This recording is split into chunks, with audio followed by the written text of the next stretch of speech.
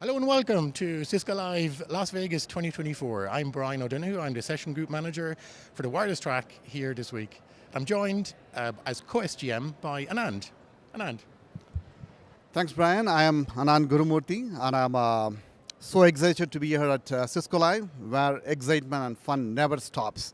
And this is my first time as a Session Group Manager, joining Brian and helping him out. Brilliant. I'm just as excited as you, Anand. So look, let me give you guys a quick insight in terms of the track. So we've got about 35 sessions in the wireless track, so really jam-packed. Currently sitting at about 7,000 attendees, so in joining us at wireless, so it's phenomenal. Really, what are they interested in hearing? They're interested in hearing about Wi-Fi 6E, so we've got them covered. In fact, we're giving them a sneak peek on some Wi-Fi 7 topics, aren't we, Anand? Yeah, that's my session, and we're going to go deep dive into Wi-Fi 6E. And I'm going to talk about AFC and also introduce Wi-Fi 7 as a technology and a standard. So outside of Wi-Fi 6E and a little bit of Wi-Fi 7, the track also continues with the theme of covering customers that want on-prem, cloud, and hybrid. So we've got them covered with plenty of content in each of those. We're covering sustainability, we're covering open roaming, we're covering security, you name it. Under wireless, we're covering outdoor Wi-Fi. It's an exciting track, lots of diversity, and really excited for the week ahead. With that in mind, I'll hand it over to you, Dan. All right, thank you, Brian and Anand. That was a great intro. And welcome to Unplugged here live from Cisco Live here in Las Vegas. Another hot one here. So just want to welcome a couple of guest hosts here today, and welcome Kara Music to the show. Hey, Kara, I know this is your first time, so welcome to the show. Thank you. Yeah, it's a great channel. I actually saw this channel before I was back at Cisco. Yep. Well, it's great to have you back. Where are you from again? Where do you live? Yeah, I'm from Austin, Texas. I was at Cisco a long time before, took some time off, and then back at Cisco, and it's so glad to be back here. Well, thank you very much for for jumping on the show here. Great to have you. Thanks. So. Good to be here. And then we have Leo Lorenzo. How Thank you you doing, for Leo? having me back. Doing good. Yeah, welcome back to the show. Awesome. It's the first time at CiscoLive. It's amazing here. Yeah. What do you think? I mean, what do you think so far? What are some of your thoughts here first live? It's amazing. First time for someone coming in from mid-pandemic. It's great to see everybody, meet all the customers. Yeah, exactly. It's amazing how many faces that you see just walking down the hall. It's like, hey, I know you. And then you have a conversation and get into a technical deep dive. And it's just amazing networking experience. Yes. Yeah. I mean, we used to call it networkers, and it is as much about computer networking as it is about people networking. And I know I was at registration and heard, hey, Dan, and you turn around and it's like, you're getting a hug from somebody you haven't seen in a long time. It's just great to catch up. And so many of those back of napkin conversations, like, hey, I have this problem. Yep. How do I work this out? And it's just on the fly right there. You have so many great minds here. Yes. It's great to collaborate with everybody. Yep. Yeah. And I mean, it's great to see so many customers here too as well. We got partners. We just had a conversation with a partner here right before the show, and he was a big fan. It was awesome. So anything else? You got any stories about what you've seen out here so far, or any challenges getting out here? Everything's been... Well, I thought Leo was going to have a different outfit on today. Because what was your goal? So I was trying to collect swag from all the partners, and I was going to use that as my outfit for today. So I mean, we couldn't figure out the pants, but you got a shirt and a hat and glasses. I couldn't find lost and found. That's the problem. Nice. So, I see somebody here. Let's grab Jim. Hey, Jim, how are you? Talk about people that just walk guys, Hey, I'll welcome tell to you the what, show. fancy Come on in catching you here. out here in the Good hallway. to see you, Jim. It's been a while. It has been. What So- are you guys doing? We're just recording a little episode here, a little show, live stream of Cisco Unplugged. I know you're a fan. We got to have you on the show. I'm a fan of the show. I'll tell you what, I watch your show every time. Well, thank you. Thank you. We're going to have to bring you in. Come on in here. Come on in the frame here. Sorry. But so we're going to have to bring you in on a future episode. But so tell us a I'll little look bit about forward to yourself. Jim is a principal TME here at Cisco, right? I am. Yep. And Okay. I think this is, I don't know, 29 or 30 Cisco Lives now. I've been doing these for a while, so Wow. I absolutely appreciate the experience you're having right now. It's overwhelming, isn't it? It is amazing. Yeah, I'll tell you what, there's a lot of smart people here, great conversations, the ad hoc stuff, Yeah, right really. here. Have a great time at this show. I thought I saw Anand heading your way. Said he was going to be on the show this morning. Did you have him? No, we did. Well, yeah. It was Actually, it was on Oh, early. you did? Yeah, Okay, yeah. great. So, I'll tell you what, a lot we of things forgot. going on here, a lot of new stuff to talk about. You guys have talked about AFC and SP for Wi-Fi 6E yet? I mean, we have a little bit, but Yeah. what do you got here? What I'll I tell you think what, you have we a just- session, right? You I got a do. session I got coming a up here? session later on this afternoon, Okay. and Anand's going to finish it up with how you get connected to it in Wi-Fi 6E. So there's a lot of fresh information going on here. Me and Anand's slides never get in until about 5 minutes before we go have a session because it's usually pretty fresh stuff. So Nice. yeah, good to see you. Yeah, you too. Thanks. So, would you like to come back maybe for another episode? Love to come back. We'd man. love to have you Always on. enjoy having that. So yeah, good to see you guys, man. Okay, Good to yeah. see you, Kara. Good to Safe see travels, you. Jim. All right, Thank you thanks, so man. much. Appreciate it. Good luck on your session. Thank you so much. Good to meet you. Oh man, talk to you later. Bye. Thanks, Jim. Oh, yeah, I'll take that. Got it. All right. So we have been busy here out at Cisco Live, especially Kara and Leo, and we've been collecting some interviews, talking to people here, and so I guess I'll turn it over to you, Kara. You've Well, I think we're going to talk about the Knox Center tour that yes. you did, oh, right? it was me. Yes, that's right. Sorry, we're improvising here on the fly, but yeah. So I did tour the Knock. We got to tour the Knock yesterday when I got in, and so let's cut to that clip right now. The good news is we are running a 1712.3 image, Okay. which is a more later image. We're getting Sure. we're getting more courageous as we go. Sure. That image allows us to also have WPA2 clients on the network without creating separate policies or WLANs. Because Okay. before we've had to have customers do different WLANs and do a lot of policy hacking, if I want to say. I hate to Sure. say the word hacking, Yeah. but we've had to have them do that.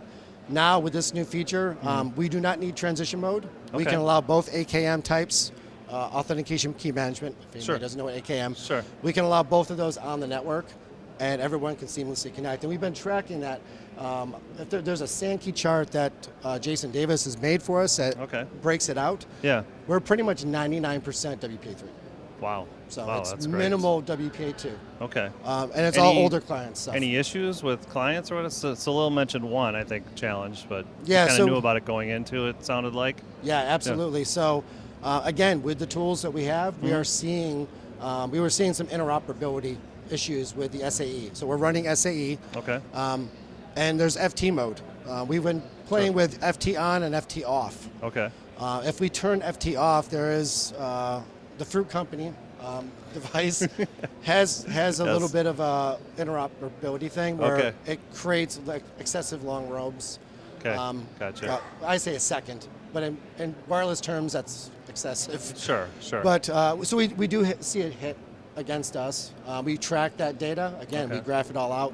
We know, and we get that real-time feedback. When we turned it back on, we Sure. watched everything drop, even our WNCDs. Yeah. Because we're running 9800s, we have to Yes. monitor WNCD. Yes. And that was affecting our WNCD process. So Okay. Interesting. all empirical data to make our decisions here. But Okay. again, this is a network. This is not a lab. We're getting Yes. real-world people here using the network. So Yeah. we get that, both the user feedback and Yeah. really good data to bring to our customers. I call it the biggest CPOC. So, what's your main way to gather that feedback? Is it just people coming into like the support desk or whatever here, or social media, all the above, or how do you your tools monitoring things? I mean, is it Yeah. how do you kind So of monitor that? yeah, no, that's a great question. So we do monitor Twitter. Yep. X. Yep. Again, I'm old school. I hear you. Yep. So we do. People like to chat about good and bad experiences. Sure. Normally, it's bad Yes. experiences. Yep. So we do keep an eye on that. I have a lot of people that come to this event year after year that just No, you text me. maybe and, text you. Sure. And of course, yeah. a lot of the wireless Nice. team that's Yes. here. Yep. They know that We're I'm not behind the shy. scenes. Yeah, they're like, hey man, what's going on with this? So we do get a lot of that feedback. So it's just very Okay. anecdotal. Sure. We do look at, so again, with our DevNet and some of our scripting capability, we can pull Sure. some client stats. Yeah. We also have some sensors deployed this year. I Okay. know Johannes here worked with Wifibot, Yeah. that they put out some sensors, and we've been able to leverage those to do synthetic testing. Nice. So they've been a good product. I know we're partnering them with more, and a lot of customers want some kind of client sensor. Nice. So we do get that from the sensors too. Okay, awesome. Yeah, so when do you start preparing then for like the next Cisco Live or next large event? How do you prepare then for that?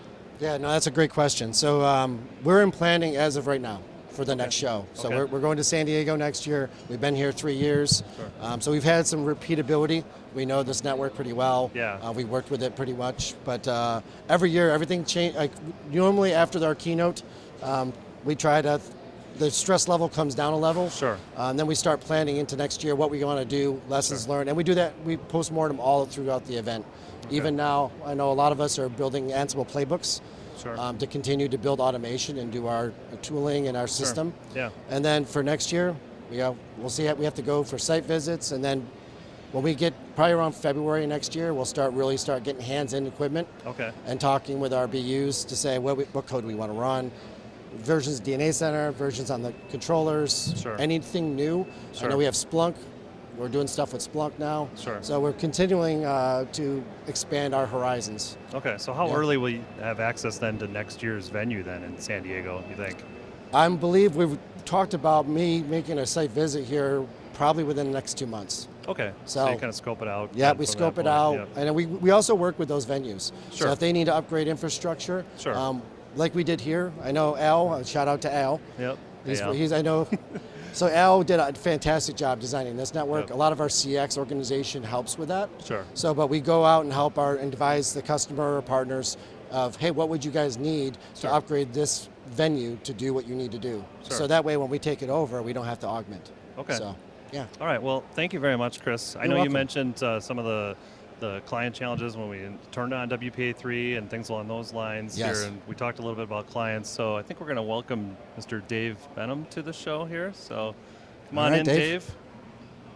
All right, well, welcome, Dave. Thank you. I don't think you've been on Unplugged here before, so welcome to the show, and thank you very much for taking the time out of your busy schedule here to join us. My pleasure. Want to introduce yourself a little bit and tell us what you do? Sure. My name's Cisco. Dave Benham. I'm a product manager on the wireless team. Currently responsible for the 9800 hardware platform, Yep. as well as our AP Auto Locate feature and some other things we're working on. Okay, nice. Well, thank you. Thanks for joining us. And so, and what are you doing here in the NOC at CiscoLive here? So building an event of this size for a week, we have some different instrumentation needs than Sure. most customers, and I'm working with Jason Davis on building some open source dashboards for us Yeah. to view exactly what we need to see on a recurring basis every day. So we can compare Okay. today to yesterday, Sure. and we're looking at some unique statistics to monitor the health of the controllers as well as monitor the health of the clients that are attaching to a wireless network.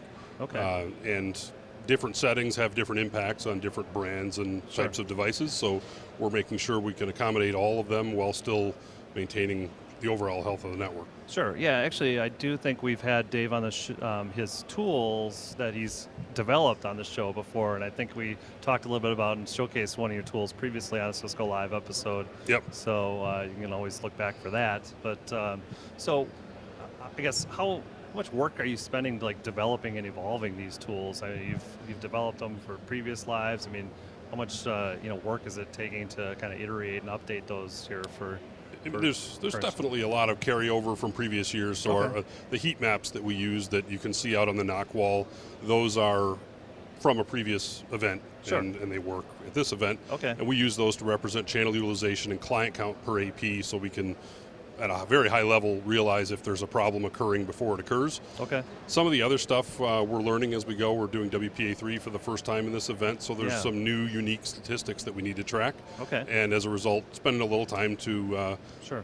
figure out how to get the data we need and then make it visual in a way that's meaningful to everyone involved. So, Okay. I mean, it's not days and days worth of work, but it's a passion of mine. I would happily spend my free great. time working on this kind of thing. So it's Nice. it's very enjoyable and rewarding to see the statistics come to life and then see Sure. people that need those statistics be very thankful that they have them and see it solve some real world problems or Sure. potential problems in an event like this. Sure. So what have you seen then on you mentioned WPA3 then and enabling that this year, I guess. What have you seen? Have there been any surprises, anything that has been, I guess, of concern to you with that? And So, not really surprises. I mean, our Okay. escalation team gets involved in other customer networks that enable WPA3. And Sure.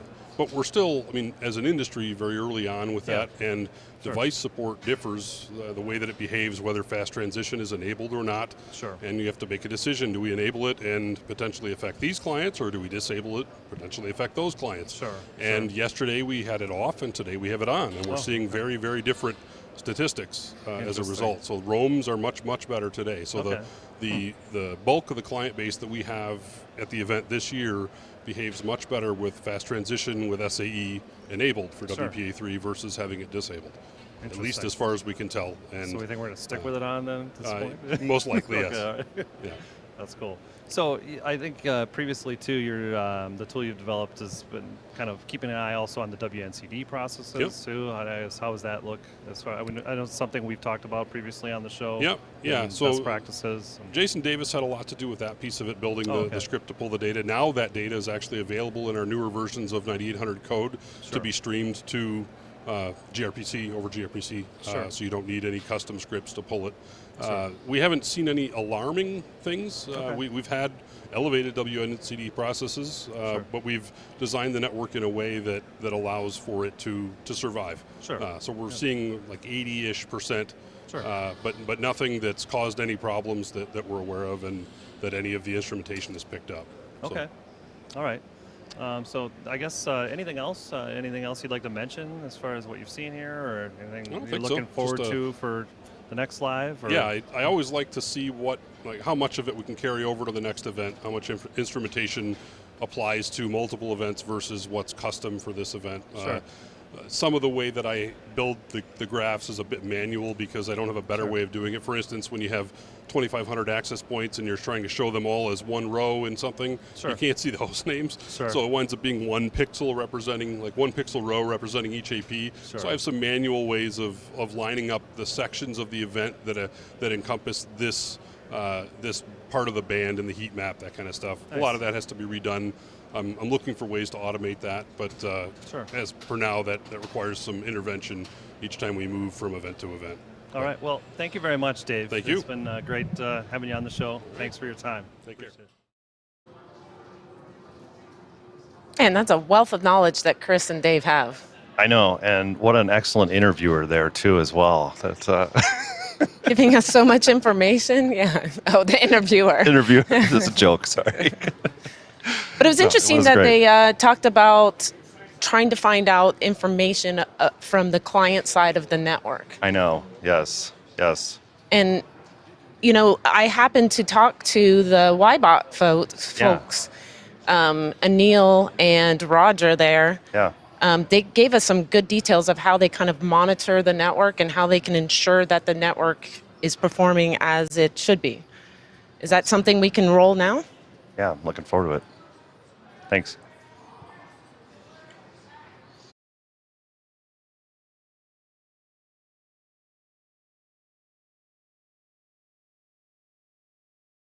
Hey y'all, we're here with the Wifibot folks, and I'm here with Roger, the CEO and co-founder, and he's going to tell us a little bit about what Wifibot is and what this thing over here is. Go ahead, Roger. Yeah, thank you. It's great to be on this. So Wifibot focuses on end user experience, right? There's a huge challenge in the industry right now across all sectors of the market for high performance Wi-Fi user experience. And what we've done, my co-founder Neil and I, has built a company that solves that problem. We have a solution that goes into enterprises, education, public sector, and it's monitoring and analyzing the Wi-Fi network 24/7. Nice. Automatically identifying performance issues, what they are and how to solve them, and we're able to run synthetic testing and user experience metrics 24/7, all automated for IT organizations. So what is this thing over here? That's a great question. We get this all the time. This is a sensor or a probe. It's not an access point. It looks like an access point, but it's a sensor probe that complements the Wi-Fi infrastructure. Being able to be a remote controlled cloud client for doing the synthetic testing. Nice. So what do you provide that you can't get out of Cisco infrastructure today? That's a great question. So any infrastructure with Cisco, et cetera, it's getting the user experience from the network side, right? From the access point, controller, network management, which is very important. But what's as important today is the end user experience from the user side. Definitely. Right, because the users will often complain about some performance issue, and IT is not able to know if it's on the client side, on the network side, or in the cloud. Nice. And all this is business critical. So what they do is they use our sensor as a user in that environment to isolate quickly, right away, if it's something that's having a problem on their network or not. Nice. Can you show us a demo of this? Absolutely. What I'd like to do is introduce you to Anil Gupta, our CTO and co-founder. He's the brains behind this. And what we'll do is he'll give you a quick demo of a system that's running here at CiscoLive. That would be perfect. Anil? Thank you. Nice to meet you. Yes, as Roger said, we have this sensor-based solution, which is cloud-based and utilizes sensor as the component that collects the data and sends it to the cloud, where the AI-based engine analyzes all of that data and also measures the end user experience with the help of synthetic network testing. So let me show you the dashboard over here. So as a matter of fact, we are monitoring the network, the Wi-Fi network at CiscoLive. So we have about 20 sensors, which have been deployed at CiscoLive, and you can see these over here. And I can click on any one of these sensors and actually get all this rich information about the variety of network tests that are possible to be run, ranging from Microsoft Teams, whether it is Cisco WebEx, whether it is speed test, application performance testing, DNS performance testing. At the very top, you will see the autonomic Wi-Fi piece of it, which is essentially the sensor gathering data from the Wi-Fi network, analyzing, and then finding out the problems automatically. As an example, if I click on one of these, here it says that the controller did not respond to the connection request. So, and then if I go into the network testing piece, here I'll show you one of the things that we have this array of 11 different kinds of tests, like I said, ping test, network discovery, application testing, speed test, and all of these tests, they can actually run on both wired as well as Wi-Fi interface, on demand as well as on a periodic schedule. So for example, if I were to take this video conferencing test, I can actually select the interface, wired or Wi-Fi, whichever section you want to, and then essentially report the results. So let me show you a quick one slide of where this thing actually, so here for example, I can go to a link doctor test, which shows me results of how the network looks like, where things were working and where things were not working. So if you're interested, certainly contact us, send an email to info@wifibot.com, and a member of our team will be in touch with you. Thank you. All right. Thank you, Kara. That was a great interview. They were great to talk to. It's really cool. Yeah, I already learned some stuff there from Wifibot. And thank you to Wifibot, the Wifibot team, who was here as well. Yes, thank you very much. Yeah, for doing that. So yesterday also, I know, Leo, you caught up with the Nerve team. And Eric was a really energetic guy. So could you tell us a little bit real quick, what the Nerve is, the Nerve vehicle? So the Nerve is the network emergency vehicle. Yeah. So it's every time there's a natural disaster, Cisco sensor, depending where you are, they send a vehicle with a crew and set up the communications for the first responders. Okay, that's great. Yeah, let's hear more about that. Thank you, everybody. My name is Leo Lorenzo, and I'm a wireless solutions engineer here in Cisco, and with me it's Eric. Yes. Hi, my name is Eric Knudsen. I am the Technology Strategy and Solutions Lead for Cisco Crisis Response. Thank you, Eric. So tell us a little bit about this truck. Well, I'll tell you that this truck is just one tool in the overall toolbox that we have in crisis response. We're here in the Purpose Pavilion, and you might be surprised, but one of the technology teams at Cisco actually reports up through Fran Katsoudas, right, our Chief People Officer. So this is a representation of kind of the commitment Cisco has to communities and helping customers, partners, and any organization really with communications after they sustain some sort of a disaster, maybe a natural disaster, even a man-made disaster. So this is the NERV, the Network Emergency Response Vehicle, the 2.0 version. So this is replacing the older NERVs that we had. They're really big, black trucks, right? Very difficult to keep cool. They had a conference room inside of them. This is the newer, lighter, faster, leaner, but more muscular, I think, NERV. And I can take you inside if you'd like. Yeah, let's take a look at it. Okay. If you have a look inside, you can pan to the right, and you can see on the screens we've got the automation environment and the state of charge for all the batteries right over here. Of course, we have some video regarding Talos and the global cybersecurity activity. In the center screen, you'll see we have a map of all of the deployments for the past 10 years, so 2014 through 2024. It looks like we have the Six Rivers Complex fire lit up, which is in Northern California. Jason over here on our team led that mission. The bottom is a mock-up of all of the Starlink satellites that are out there, the Starlink constellation, which we're using more and more frequently with our high-performance terminals within the team. In the upper left corner, oh, it looks like somebody's clicked on something, but we typically would show all of the networks that we have deployed globally. We still do have networks up for Hurricane Otis response down in Mexico. We have networks down in Panama for refugee response in the Darien Gap. And if you pan over to the equipment racks, and I'm not sure if you're able to get that, you'll see on the left rack we have a full stack of Meraki equipment. There you go. It's a little easier that way. Oh. Yep. So on the left, you'll see that we've got a pair of MS355 switches with multi-gig support, 802.3 BT, so a lot of power. We've got a pair of MX105s and an HA configuration for firewalling, for application visibility and control, QoS, things of that nature. QoS is extremely important in an emergency response, by the way. When you start providing networking to people that don't have that, they really glom on. So you need to make sure that you have controls around bandwidth, especially when your backhaul is limited. And finally, at the bottom, we have a pair of UCS C240 M5 short depth servers. We're using in a hyper-converged configuration for edge workloads, network management, software, and even for a network video recorder, an NVR.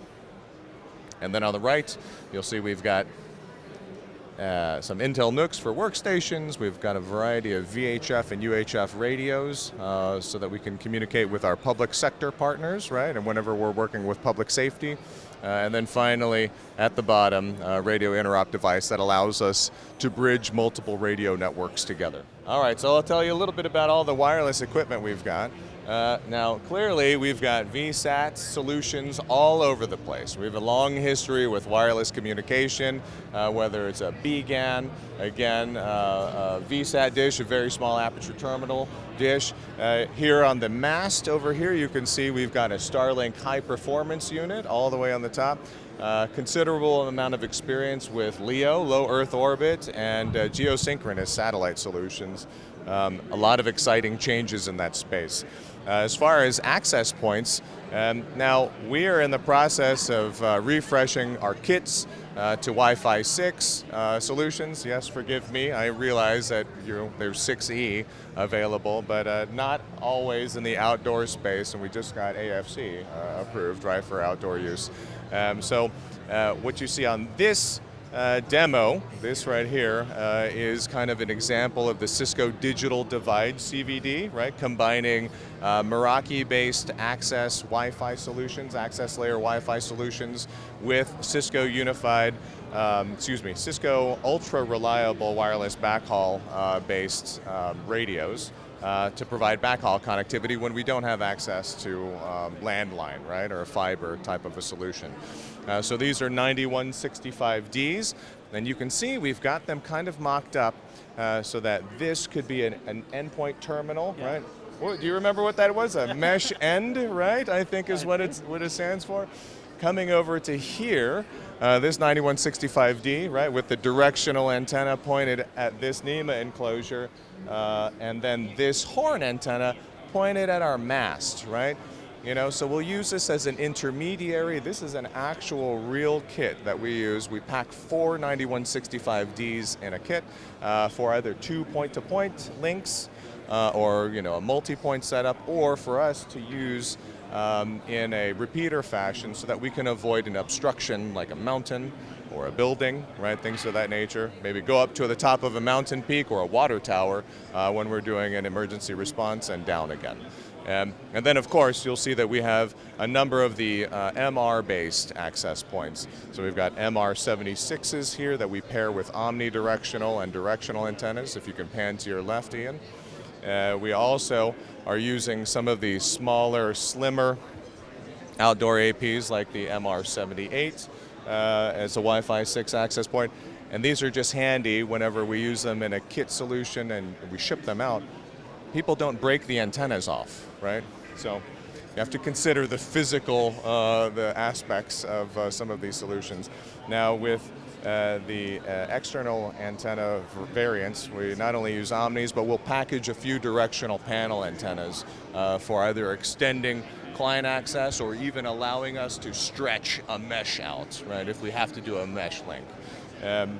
Inside of the nerve, we have an MR57, an early Wi-Fi 6E AP, and then we have an MR76 there on the mast that we're using as our root access point, right? I think that covers all of the wireless. And how long it takes you when you get to a site to set all communications? Oh, right. Well, because the Nerve is a special type of truck, we've got a diesel engine, but we have a ton of lithium iron phosphate batteries inside of the shelter. We keep it charged all the time, right? So all Cisco campuses are 100% renewable power, and we keep the truck charged on an EV charger in either California or North Carolina at all times. So we're ready to go. Whenever this truck is called out and we need to roll onto a site or onto a scene, we can be up in probably 10 minutes. Really, most of the delay is the physical aspect of rolling a truck out, lowering the leveling jacks, ensuring that nobody is around, things of that nature, raising the pneumatic mast, right? But very quickly, right? It's really just a matter of flipping a switch. It's amazing. Expect nothing less. Oh, yes, absolutely. One thing I'll say about the battery solution is that it allows us to use our generator less. We have a diesel generator. We have 2 diesel generators. And when we have to use it, we use it at peak output, right? So we crank up the generator, run it for 10 hours flat out, right? The batteries are charged, and we can run multiple days on battery alone. It's pretty amazing. That's awesome. It's really cool. Well, Eric, thank you so much for showing us this amazing truck. Certainly. No, absolutely. Thank you very much. And thank you to everybody that helps make this happen. We're a small team. We have to be very lean, very fast from an IT perspective. Got the night. But we are supported by around 800 Cisco volunteers that help us deploy globally. So thank you to them. Thank you. And if you have an opportunity, take a look at the rest of the Purpose Pavilion. Thank you, everybody. Wow, that was awesome. Yeah, thank you, Eric, and thank you, Leo, for doing that great interview. Eric made it really easy with his energy. You can tell it's very contagious. Yeah, and I also learned what Leo stands for now, Low Earth Orbit. So your new nickname is going to be Leo. Yeah, that's my new nickname. Yeah. I like it. All right. Well, thank you for joining us. We also conducted a lot of other interviews out here, and in the interest of time, we're going to post those as separate short videos on our Unplugged YouTube channel. So if you want to, again, you know where you can find us, youtube.com/@GetUnplugged. Subscribe. You'll be notified when we do post those videos. We were able to catch up with Contact.io, Ekahau, who we had previously on an episode, and they've got some new stuff that was really cool, so we'll post that up there.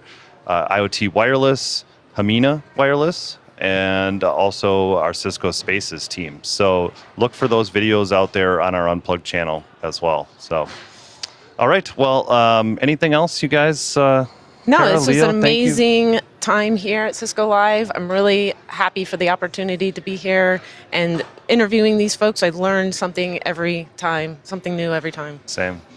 And bring comfy shoes if you come to Cisco Live. Oh. Yeah, I mean, yeah, if you see us out here, please say hi. And well, thank you for watching, and appreciate everyone. So I guess that's a wrap. Thank you. And until next time, stay connected and unplugged.